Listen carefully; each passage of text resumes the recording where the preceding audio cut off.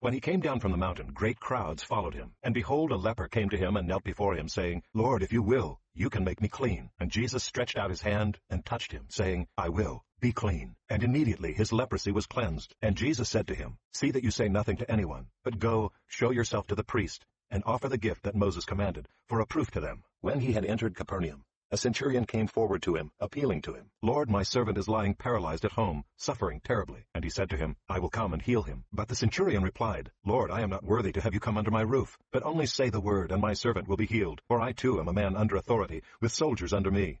And I say to one, Go, and he goes. And to another, Come, and he comes. And to my servant, Do this, and he does it. When Jesus heard this, he marveled and said to those who followed him, Truly I tell you, with no one in Israel have I found such faith. I tell you, many will come from east and west, and recline at table with Abraham, Isaac, and Jacob in the kingdom of heaven, while the sons of the kingdom will be thrown into the outer darkness. In that place there will be weeping and gnashing of teeth. And to the centurion Jesus said, Go, let it be done for you as you have believed. And the servant was healed at that very moment. And when Jesus entered Peter's house, he saw his mother-in-law lying sick with a fever. He touched her hand, and the fever left her, and she rose and began to serve him. That evening they brought to him many who were oppressed by demons, and he cast out the spirits with a word, and healed all who were sick. This was to fulfill what was spoken by the prophet Isaiah. He took our illnesses and bore our diseases. Now when Jesus saw a crowd around him, he gave orders to go over to the other side.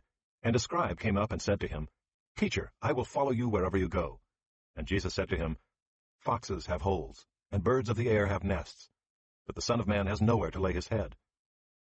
Another of the disciples said to him, Lord, let me first go and bury my father. And Jesus said to him, Follow me, and leave the dead to bury their own dead. And when he got into the boat, his disciples followed him. And behold, there arose a great storm on the sea, so that the boat was being swamped by the waves. But he was asleep. And they went and woke him, saying, Save us, Lord, we are perishing. And he said to them, Why are you afraid, O you of little faith?